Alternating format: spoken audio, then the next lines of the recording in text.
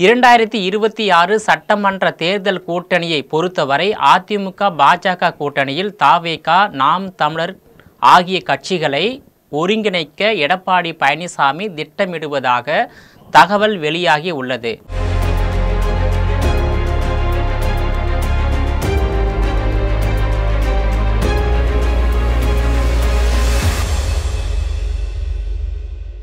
தமிழகத்தில் சட்டமன்ற தேர்தலுக்கு இன்னும் ஓராண்டு காலம் உள்ள நிலையில் கூட்டணி குறித்து கருத்து கூற முடியாது என்று தெரிவித்து வந்த எடப்பாடி பழனிசாமி அடுத்த சில நாட்களிலேயே தேசிய ஜனநாயக கூட்டணியில் இணைந்தார். மத்திய உள்துறை அமைச்சர் அமித்ஷாவுடன் இணைந்து சென்னை நட்சத்திர விடுதியில் பத்திரிகையாளர்களை சந்தித்த பிறகு அதிமுக தேர்தல் பணிகளில் தீவிரம் காட்டி வருவது குறித்து விளக்குகிறது இந்த செய்தி தொகுப்பு. கட்சியின் மேல்மட்டம் முதல் அடிமட்டம் வரை தொண்டர்களும் உற்சாகமடைந்து உள்ளனர். 2026 சட்டமன்ற தேர்தலில் தமிழகத்தில் எப்படியாவது ஆட்சியை கைப்பற்ற வேண்டும் என்ற வேட்கை கட்சியின் அனைத்து மட்ட நிர்வாகிகளிடம் தொண்டர்களிடம் வெளிப்பட தொடங்கிவிட்டது. 2021 சட்டமன்ற தேர்தலின் போது அதிமுக பாஜக கூட்டணி வெற்றி பெற்று ஆட்சியை கைப்பற்றாவிட்டாலும் 75 இடங்களை கைப்பற்றியது. 10 ஆண்டுகால ஆட்சிக்கு பிறகு 75 இடங்களை கைப்பற்றி தமிழகத்தின் எதிர்க்கட்சி வரிசையில் அமர்ந்தது முக்கியத்துவம் வாய்ந்ததாக பார்க்கப்பட்டது. 2026 சட்டமன்ற தேர்தலை பொறுத்தவரை திமுகவின் ஆட்சிக்கு எதிரான வாக்குகளும் தங்கள் பக்கம் வரும் என்று அதிமுக கணக்கு போடுகிறது. பாஜகவுடனான கூட்டணி உறுதியான போதும் மேலும் சில வாய்ப்புகளையும் எடப்பாடி பழனிசாமி பயன்படுத்த தயாராகவே உள்ளார் என்கிறார்கள் அவரது ஆதரவாளர்கள். பாஜகவுடனான கூட்டணிக்கு முன்பாக விஜயின் தமிழக வெற்றி கழகத்துடன் அதிமுக ரகசிய பேச்சுவார்த்தை நடத்தி வந்ததாக தகவல் வெளியானது. விஜய் எதிர்பார்க்கும் தொகுதிகளின் எண்ணிக்கை அதிகமாக இருக்கவே அந்த கூட்டணி பேச்சுவார்த்தை அடுத்த கட்டத்திற்கு நகராமல் தோல்வியில் முடிந்துவிட்டது. நாம் தமிழர் கட்சி 8% வாக்குகளை தன் பக்கம் வைத்துள்ளது. எனவே அந்த கட்சியையும் அதிமுக பாஜக கூட்டணிக்குள் கொண்டு வர எடப்பாடி பழனிசாமி மற்றும் அவருடைய ஆதரவாளர்கள் அனைத்து முயற்சிகளையும் மேற்கொண்டு வருகின்றனர். நடிகர் விஜயின் தவேக, சீமானின் நாம் தமிழர் ஆகிய இரு கட்சிகளும் திமுகவை விமர்சிக்கும் அளவுக்கு அதிமுகவை விமர்சிப்பதில்லை. எனவே எடப்பாடி பழனிசாமி தனது கட்சி நிர்வாகிகள் மாவட்ட செயலாளர்களுக்கு வாய்மொழியாக ஒரு உத்தரவை பிறப்பித்து உள்ளதாக கூறப்படுகிறது. பாஜகவுடன் கூட்டணியில் இருப்பதால் அவர்களது கொள்கையுடன் நாம் ஒத்துப்போக வேண்டியதில்லை. நமது ஒரே இலக்கு திமுகவை ஆட்சியில் இருந்து அகற்ற வேண்டும். அதற்கு என்னென்ன வாய்ப்பு உண்டோ அத்தனையும் பயன்படுத்த வேண்டும். திமுகவை எதிர்க்கும் கட்சிகளை ஓர் அணியில் இணைக்க வேண்டும். எனவே நிர்வாகிகள் யாரும் தவேக, நாம் தமிழர் ஆகிய கட்சிகளை விமர்சிக்க வேண்டாம் என்று கூறியுள்ளதாக தகவல் வெளியாகி உள்ளது.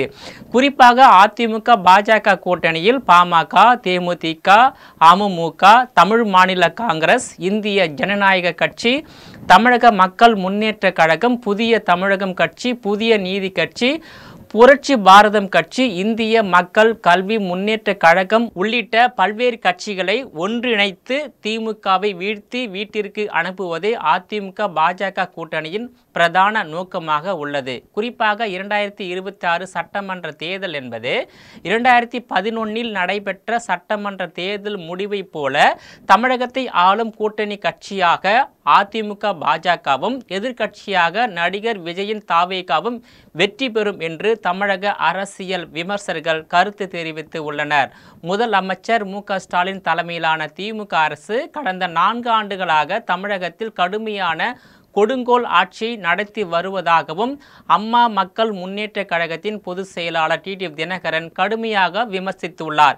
இது தொடர்பாக அவர் வெளியிட்டுள்ள அறிக்கையில் தமிழகமே போராட்ட களமாக மாறி உள்ளது என்றும் தெரிவித்துள்ளார்.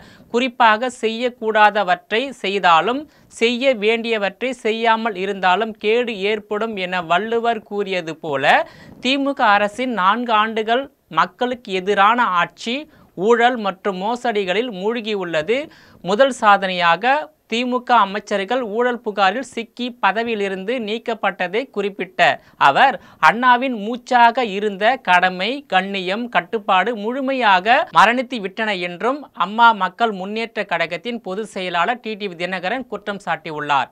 இரண்டாவது சாதனையாக அம்மா அரசு துவக்கிய தாலிக்கு தங்கம், மடிகணினி, சைக்கிள், அம்மா மருந்தகம் உள்ளிட்ட மக்கள் நல திட்டங்களை முற்றிலும் திமுக அரசு முடக்கி உள்ளதாகவும், மூன்றாவது சாதனையாக கொலை, கொள்ளை, வழிபறி, ஜாதிய மோதல் படுகொலை, மத ரீதியான மோதல் படுகொலை, ஆணவ படுகொலை, போதைப் பொருள் புழக்கம், மது போதையில் தமிழகம் மூழ்கியுள்ளது, பெண்களுக்கு எதிரான குற்றங்கள் என சட்டம் ஒழுங்கு முற்றிலும் வீழ்ச்சி அடைந்து சமூக விரோத ஆட்சியாகவும், சமூகத்தில் அநீதியை கட்டவிழ்த்து விடுகின்ற ஆட்சியாக, ஏழை எளிய பாமர மக்களிடம் பண மோசடியில் ஈடுபடுகின்ற ஆட்சியாகவும் மாறிவிட்டதாகவும் குறிப்பிட்டுள்ளார். நான்காவது சாதனையாக மண் கனிம வள கொள்ளையை எதிர்த்து தடுத்தவர்களை திமுக அரசியல்வாதிகள் வாகனம் ஏற்றி படுகொலை செய்வது, அடியாட்களை வைத்து வெட்டி படுகொலை செய்வது, கடத்தி சென்று படுகொலை செய்வது போன்ற சமூக விரோத சம்பவங்களில் ஈடுபட்டு வருவதை சுட்டிக்காட்டியுள்ளார். ஐந்தாவது சாதனையாக முதல்வர் மு.க.ஸ்டாலின் தலைமையில் அமைக்கப்பட்ட பொருளாதார வல்லுநர்கள் குழு பயனின்றி இந்தியாவின் மிக அதிக கடன் பெறும் மாநிலமாக தமிழகத்தை மாற்றியது என்றும் டிடிவி தினகரன் கடுமையாக குற்றம் சாட்டியுள்ளார்.